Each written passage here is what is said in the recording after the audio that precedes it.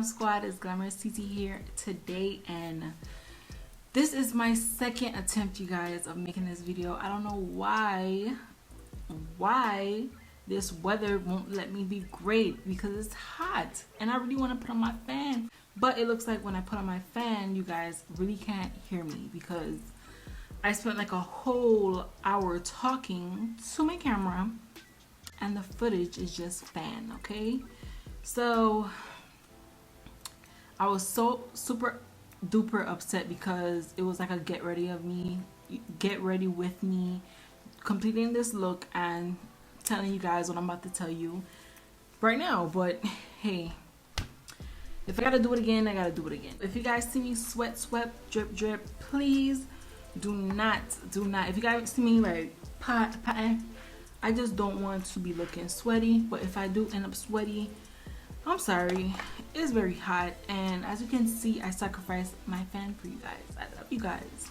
So today I'm going to be talking about my PCOS journey and how I self-diagnosed myself with PCOS. So PCOS is polycystic ovarian syndrome, if you guys do not know. The symptoms are fatigue, weight gain, acne. You get facial hair, like some people get facial hair, and not everybody gets symptoms, but I'm just, because it is a lot of symptoms that I don't have but other people have, and there's a lot of symptoms that I do have and other people don't have. So it's always up to you and your body to determine what symptoms you have and if you really do have PCOS. So I'm gonna start off by I'm gonna start by the first incidents that I started having with my period. So I got my period around 11 years of age, and when I got my period day one, the first time I had it, it lasted 3 days. It was regular. It was like on the light side. It wasn't anything to really trip on. It wasn't nothing really to like trip on. I was just at the age where it's like, oh my gosh, I really have to go through this. Like, you know, I hate being a girl, I hate being a woman, and blah blah, stuff like that. So, and by the way, if you guys want a story time on my first period, which I know is kind of like, why would we want your story time of that? I got my period at my dad's house, so that was a one of a kind of period thing. But after a while, I started to notice that my period was very irregular. I would say like around 14, at the age of 14, 15, that's when things really started to get really bad. And when I mean by really bad, I mean like the symptoms, like the cramping. I was having heavy periods. I was having delayed periods. I was having periods that wouldn't stop. So I was having all of the above. I was having the weight gain and everything. But it never really got that bad until when I went to the doctor around like 14, 15, he prescribed me a medicine, birth control. So the go-to was birth control. At the time, I didn't know nothing about birth control. My mom didn't want me to get birth control at first because it's like, she thought that the birth control would give me the impression like, yeah, you're on birth control, now you can have sex, which wasn't like my whole motive. Ooh. Sorry about that, I just got a text. Which wasn't really my motive. I just wanted to get the birth control to help regulate my period, so I wouldn't have to deal with the extras that was, you know, happening to me because my period was irregular. So once I got on the birth control, I gained weight like crazy. I was having like mood swings. It was just like really, like the side effects of the birth control alone was like really bad. The only upside I had with the birth control, it did regulate my period to a certain extent, but it didn't regulate my period to be stop Bailey. I'm sorry. I don't know why my baby is here. Like, she's pissed off because I bathe her, and when I bathe her, she gets like an attitude. So please don't do that again. With the birth control, I was having like extreme weight gain, dizziness, loss of like appetite. I was just feeling always like bloated. It did regulate my period to a certain extent, but it wasn't like I was getting a normal period. So that, I mean, it helped to a certain extent, basically. So the whole time I was going to the doctor, around 14, 15, 16, and that age, I went to the pediatrician. The pediatrician would give me a referral to go to the gynecologist to find out, like, in that, like, what is causing my periods to be delayed, or what's causing the irregular periods, basically.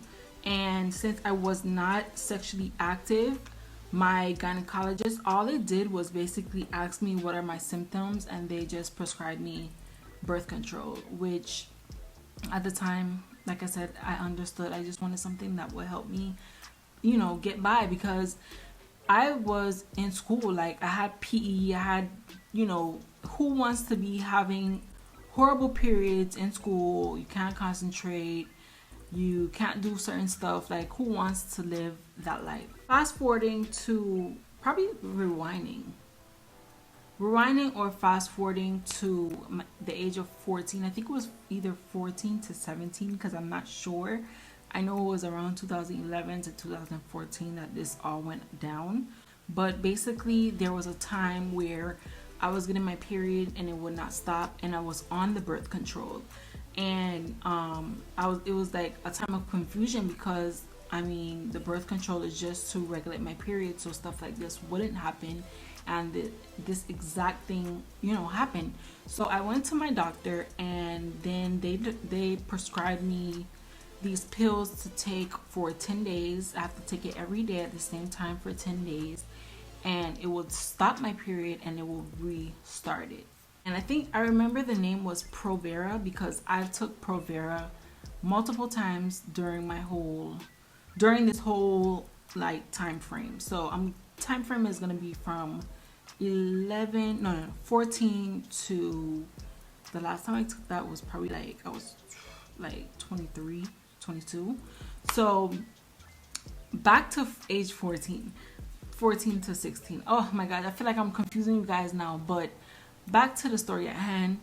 I ended up taking the pills, my period stopped, it restarted, and then I stopped seeing my period. Like, after the first month I got it back, I stopped seeing my period, and I didn't see my period for probably like 3 months.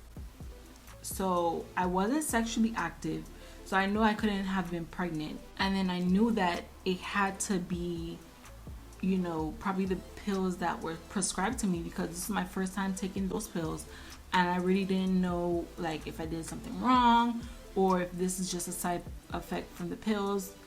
It wasn't really a concern, because my mom was just like, at least you don't really have to worry about a period like that. But I myself knew that something wasn't right. So it was probably like the end of school, where we had to bring all our textbooks back to school. In the States where I live, on the first day of school, we get 2 of each copybook. One is for classroom and one is to go home with. So at the end of the year, you have to bring the one that you always had home back to the school, or you will just have to end up paying like probably $80 for the book, or you won't graduate. I remember going to school with all my book bags. All my book bags. I had about 2 book bags on me, because I refused to take like one book at a time. I wanted to take all the books back at one time and just be done with it. So on my way coming home, I started to feel like severe cramping, and it was like paining me on my back and my side.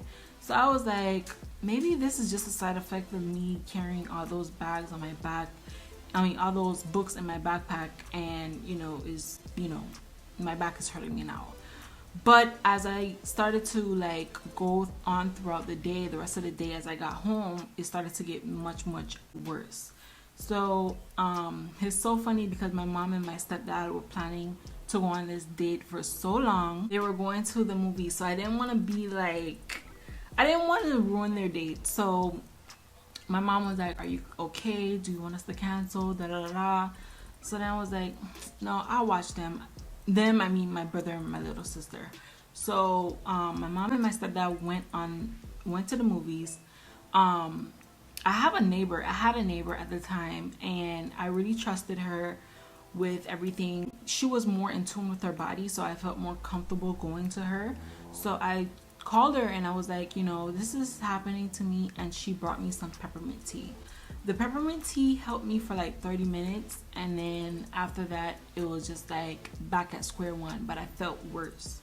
So my mom came home, and by this time I'm on the floor in fetal position. Okay, you guys, my mom came home to see me like that. She was just like, we're going to the hospital right now. I don't care how late it is, because I was just like, let's wait till the morning. My mom was like, I'm taking you now. You do not look right to be waiting in the morning. So we went to Joe DiMaggio Hospital, and when I tell you, we went there around like 11:30ish at night, and by 1 o'clock I was already like, they told me that I had to stay.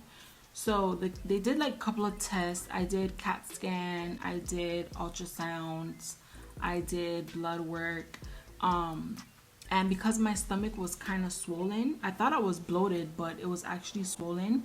Many of the doctors really thought that I was pregnant, but it was just impossible because, like I said again, I wasn't active. They still made me take a pregnancy test. It was negative. When they did the ultrasound, they seen that I had an ovarian cyst. The ovarian cyst was 15 pounds, and I don't know how like the length of it, but it was really big.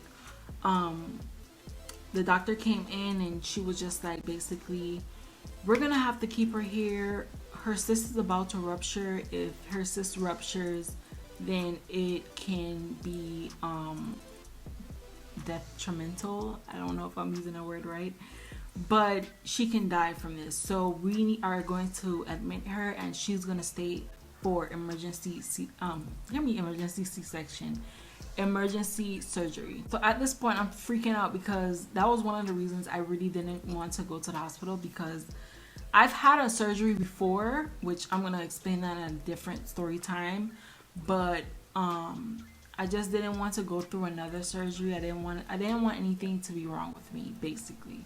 So about like around 4 o'clock in the morning, I was already prepped to being gone in surgery. Like my mom signed consent forms, all of the above one time, and I think my surgery was supposed to be 2 hours, and my surgery ended up being 8 hours long. Okay, you guys, like I had some complications, and they had to like add me on more medicine and stuff. So when I came out of surgery, I was totally out of it. Like I don't remember nothing. I don't remember anything at all. Like it was just like, to me, I just remember going into surgery. Like I remember how the walls look, I remember everything, and that's it. All I remember is waking up in the hospital bed and just looking around, like. But I think that was like the next day, because I was so out of it. Like I said, when I asked my mom, she's like, listen, you were so out of it that you couldn't even breathe for yourself. They had to incubate you and all kind of stuff, and I had to get like assistance and all kind of stuff. And she even told me that at one point the machine started to beep crazy, and they told her that she had to leave and she couldn't come in. That's why I know my mom is a pretty strong person, because I was like, oh my gosh, how do you even feel about that whole situation? Like that's just crazy. And I'm just blessed to be alive today, because I don't know what would have happened if I would have like stayed an extra day and not go to the hospital, like this thing would have actually like burst inside of me and probably killed me. But after that whole situation, I ended up losing my right ovary and my right fallopian tube because the cyst was so big that it intertwined. So yeah, so keep that in mind, right? So my first instinct was, wow, I went to the doctor so much times, like how can the doctor just miss that, you know? But I didn't, you know, make any trouble about it because at this time I'm young, like I don't really know what's going on. All I know is I had this in my body, I had to take it out, I had to get surgery. Boom, bam, bam. That's it. So fast forward to being 20. Fast forward to being 20 now, I'm grown. I have to like set up my own doctor's appointments and everything. This time I have a new doctor because I'm no longer in the state that I'm at. I'm in islands now, so it's time for me to find a new doctor. So I find a new doctor, and basically the doctor was just like, before you know you tell me anything, I would like to get your previous notes from your doctors if you had any surgeries or complications or anything like that. So I had to go back to my old doctor, get my old file and give it to my new doctor. So just playing out, I'm not going to say the doctor's name, I'm not going to say the sex of the doctor, because where I live, the island is pretty small, and I don't want to like bash anybody. I don't want to give out, you know, my experience to try to hinder somebody's practice or anything like that. This is just me giving my story, my side of things that happened to me and my experience. So I had to go through so much just to get my files. It was just so crazy that I have to go through so much just to get my personal stuff.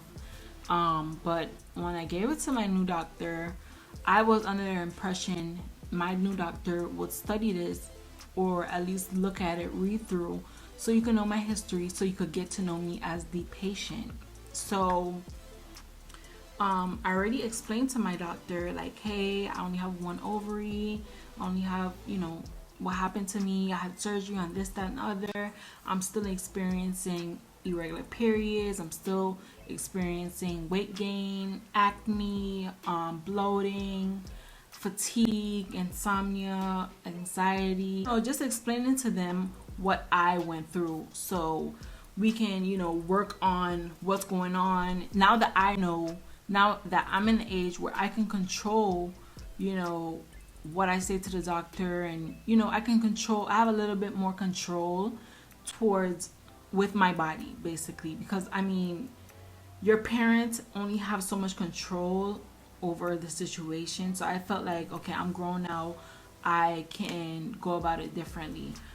But you guys, I know that I say so a lot, you guys. I'm trying to work on that. Like, I gotta find some other transition words, because I don't know if transitionary is a word. But anyway, I started to experience the same thing, and I will get my period. Sometimes I won't. I will go 3 months without my period. Sometimes it will come back. Sometimes it would not leave. It was extremely heavy. I was having very bad cramps. So my doctor prescribed me birth control. So at this point, I'm just like, okay, birth control, okay. But then I started to experience the same exact thing that happened to me right before my surgery. I started to have delay, like my period would not stop. Then I went back to my doctor, and they prescribed me the same Provera. So at this point, I'm like, I don't want to take this because I only have one good ovary left, and I don't want anything to happen to like what I have left, because I really in the future want kids, and I don't want to be in a situation where I can't have any of my kids. Like, there's nothing wrong with adoption and other ways of getting children.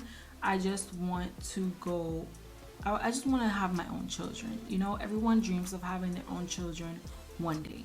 So there was a time where I was going to go back to the doctor to explain to me, like, you know, what's going on, because I don't want to keep taking pills for my body to be regular. It's not working at all. When I got to the doctor's appointment, I don't know what it's called, but since at this time I was sexually active, they checked me, like they used the little thing to, you know, check your vagina basically, and they press on your stomach to find out where everything is, and then they also use their fingers to kind of, like, I guess, touch and feel things in your body. I really don't know, but that's just my experience from going to the gynecologist. But this one particular time, mind you, I was going to this doctor for probably about 3 to 4 years. Yeah, 3 to 4 years I was going to this doctor, and you would think by now they would actually know me, because I was going to the doctor plenty times. When I mean know, I mean you would think that my doctor would took the time to read my past, read what's going on with me, because I've been there so much times that you should at least try to, you know, figure out a solution to help this patient. Like, she's always in here. Why would you want a patient that's always in here, like regularly in here? Why? So after they did the checkup, my doctor straight up tells me, well, your right ovary is good and your left ovary is healthy. You're healthy. You just need to keep taking your birth control. You need to lose a little weight and you'll be fine.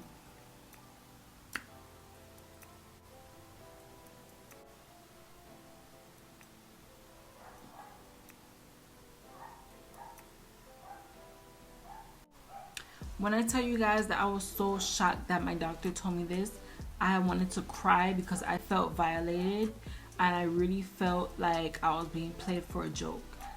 I then started to, like, play with their mind, because I was just like, oh wait, because I thought I was hearing wrong. So I was just like, oh wait, both of my ovaries are fine, I'm healthy, like everything's functioning good, everything's working. They're like, yeah, both of your ovaries are fine, I felt them, da da da.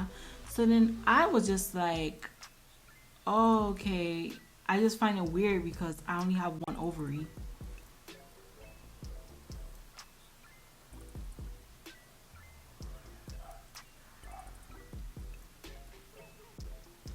What have you been checking?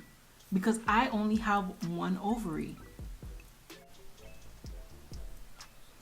My doctor tried everything to reassure me that that was a mistake. They left the room. Another, like, I guess, like, a nurse came to try to, like, I guess, try to fix the situation, but you cannot fix something like that, you know? Like, I've already been coming to and the thing is, when you go to the doctors, I feel like you're being so rushed. Like, the whole time I've been to the doctor, it's like a 10-minute thing. I wait hours, but I only see the doctor for 10 minutes and they prescribe me the same thing. Like, what's going on? You know, like, why is it like that? You ask me what's wrong, I'm telling you over and over, and you're not trying to help me. So then at this point, I feel like I'm being played with, you know? My health is a joke to you, because I mean, I'm extremely worried about my well-being. I don't know what's going on with my body. I'm looking to you to help me figure out what is the issue. I didn't go to school for this. You guys went to school for this. But at that time, I noticed that what I have to do is what I have to do. I have to get in tune with my own body. I gotta know what's going on with my own body to help me, because I obviously know that these people who are supposed to be for the people are not for the people, you know? So I stopped taking my birth control pills. I started to do my own research.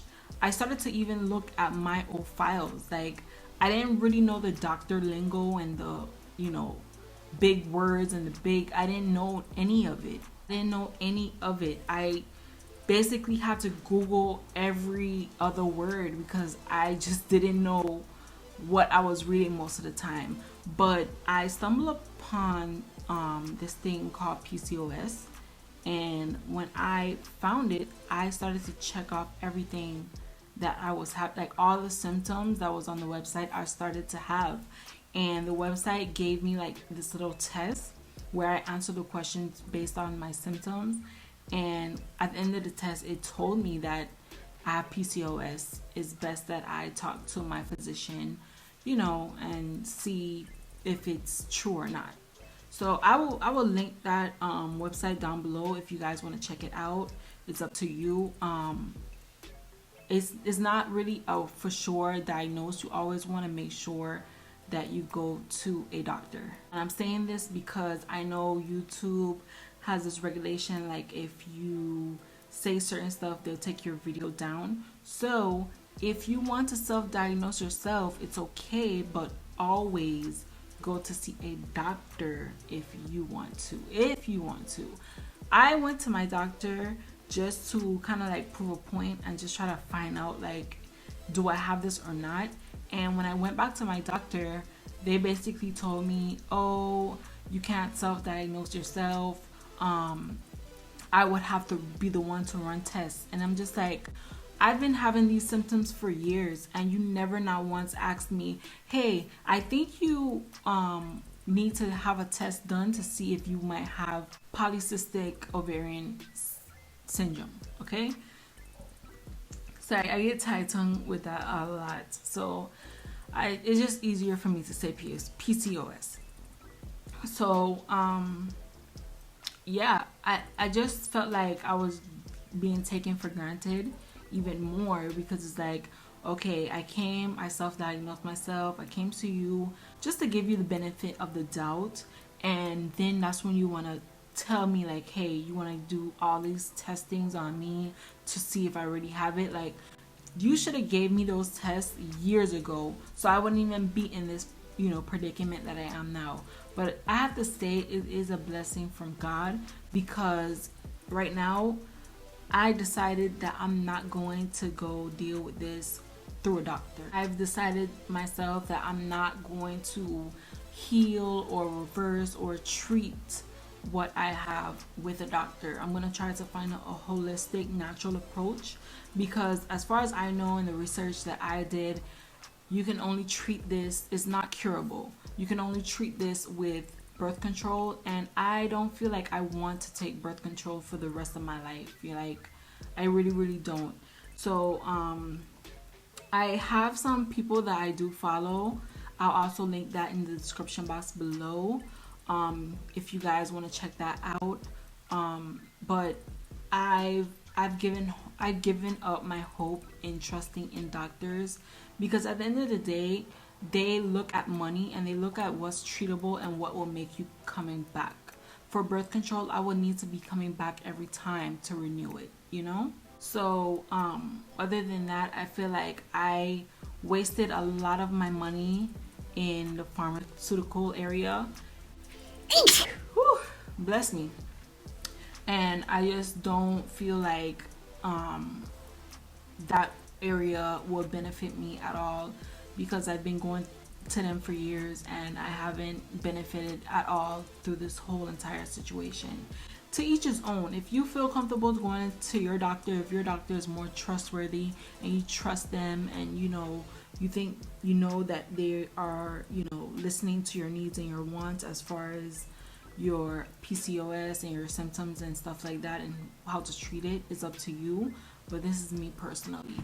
So that is the end of this video. I hope you guys enjoyed this video, and I just want to tell everybody that at the end of the day, it's up to you what you want to do. It's your choice. I'm just telling you guys my side of the story and how I feel that I'm gonna go about things.